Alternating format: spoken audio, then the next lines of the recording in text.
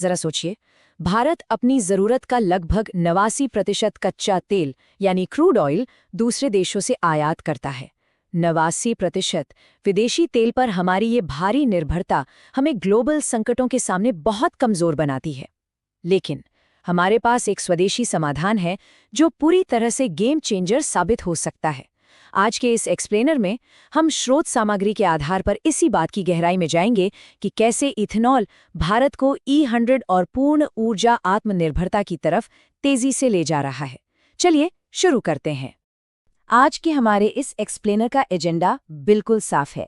हम जल्दी से समझेंगे कि इथेनॉल सम्मिश्रण आखिर है क्या, इसके प्रकार क्या हैं, इस प्रोग्राम के बड़े फायदे क्या हैं, E100 और फ्लेक्स फ्यूल गाड़ियां कैसे काम करती हैं, रास्ते की प्रमुख चुनौतियां क्या हैं और अंत में ऊर्जा आत्मनिर्भरता के भविष्य पर बात करेंगे।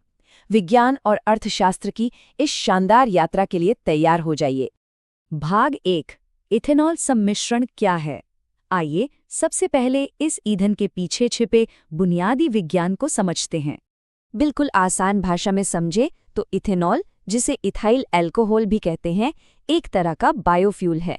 यह गन्ने, मक्के या खराब हो चुके चावल जैसी फसलों में मौजूद शर्करा यानी शुगर के फर्मेंटेशन से बनता है।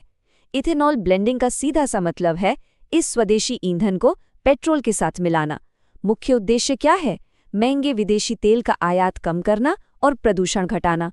देखिए, 10% इथेनॉल मिलाने पर हम इसे E10 कहते हैं, 20% पर E20 और E100 का मतलब है बिना एक बूंद पेट्रोल मिलाए सीधे 100% शुद्ध इथेनॉल का इस्तेमाल करना। भाग 2, इथेनॉल के विभिन्न प्रकार। आपको बता दें कि इथेनॉल उत्पादन अब सिर्फ गन्ने या मक्के तक ही सीमित नहीं है। इथेनॉल के अलग अलग प्रकारों को आप बिल्कुल हमारे मोबाइल नेटवर्क की जेनरेशन्स की तरह समझ सकते हैं। 1G, 2G, 3G और 4G। 1G इथेनॉल गन्ने या मक्के जैसे खाने योग्य बायोमास से बनता है, पर इसके साथ खाद्य सुरक्षा वाली चिंताएं जुड़ी रहती हैं। फिर आता है 2G, जो कि एक रियल गेम चेंजर है, क्योंकि इसमें गैर खाद्य बायोमास यानी पराली का इस्तेमाल होता है, मतलब प्रदूषण भी कम और ईंधन भी तैयार। 3G तकनीक एल्गी यानी शैवाल पर आधारित है, जिसे खेती की जमीन नहीं चाहिए और ये अभी रिसर्च में है। और 4G में उच्च कार्बन कैप्चर करने वाली जेनेटिकली मॉडिफाइड फसलें शामिल हैं, मतलब तकनीक लगातार स्मार्ट हो रही है। भाग 3, कार्यक्रम के प्रमुख लाभ। विज्ञान को समझने के बाद अब आते हैं इसके विशाल आर्थिक और पर्यावरणीय फायदों पर। 2014 से 2070 तक के सफर पर जरा गौर करें। 2014 में हमारी उत्पादन क्षमता 2 बिलियन लीटर से भी कम थी, और सबसे शानदार और गर्व की बात क्या है? भारत ने 20% ब्लेंडिंग यानी E20 का टारगेट 2025 में ही हासिल कर लिया है, तय समय सीमा से पूरे 5 साल पहले। आज क्षमता लगभग 20 बिलियन लीटर है।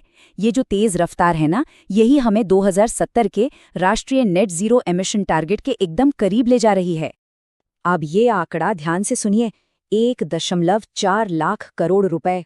जी हाँ, 2014 से लेकर अब तक विदेशी कच्चे तेल की जगह अपने ही देश के बायोफ्यूल का इस्तेमाल करके हमने इतनी भारी भरकम विदेशी मुद्रा बचाई है। सोचिए, एक पर्यावरण अनुकूल कदम देश की इकोनॉमी के लिए कितना बड़ा सुरक्षा कवच बन सकता है। और बात सिर्फ पैसों की नहीं है, पर्यावरण पर इसका असर और भी जबरदस्त है।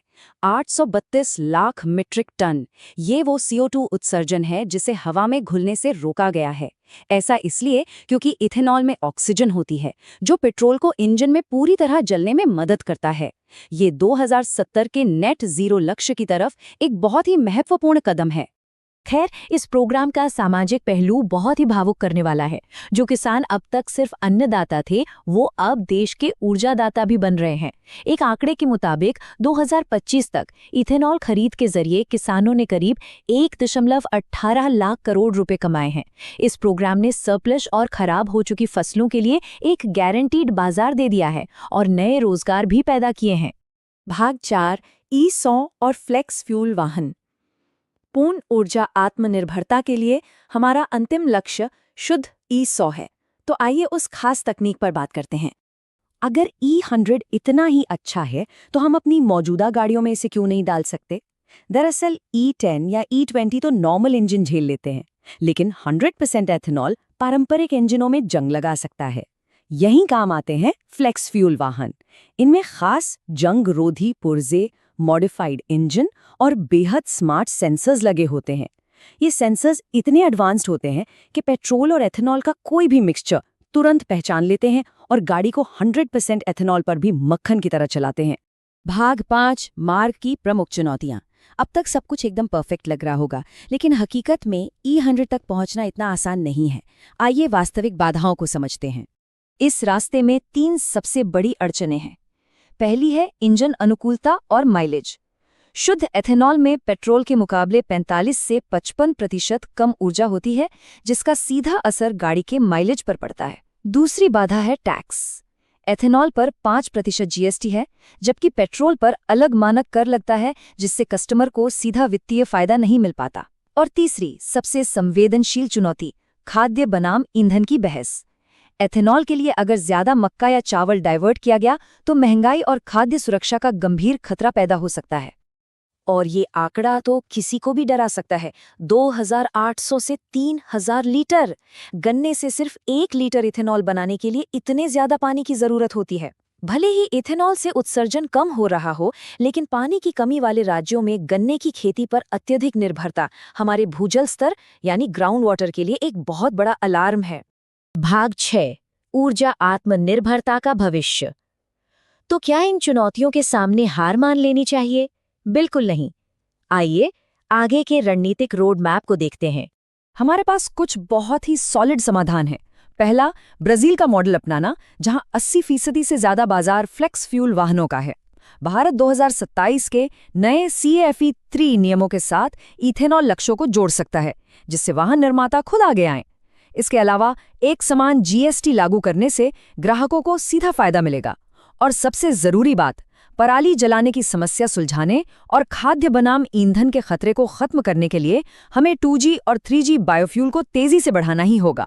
तो इस एक्सप्लेनर को खत्म करते हुए एक विचारोत्तेजक सवाल जो हमें खुद से पूछना चाहिए, क्या हम खाद्य सुरक्षा, जल संरक्षण और स्वच्छ ऊर्जा, इन तीनों के बीच एक सही बैलेंस बनाकर 2070 तक अपना नेट जीरो का लक्ष्य हासिल कर पाएंगे? भारत का इथेनॉल सम्मिश्रण कार्यक्रम यकीनन ऊर्जा आत्मनिर्भरता की तरफ एक बेहद साहसिक कदम है। स्रोत सामग्री के इस विश्लेषण से हमने इस विषय को गहराई से समझा है। अब सोचने का वक्त है कि स्वच्छ ऊर्जा की ओर हमारी आगे की राह कितनी रणनीतिक होनी चाहिए। इस एक्सप्लेनर के साथ अंत तक जुड़े रहने के लिए बहुत बहुत धन्यवाद।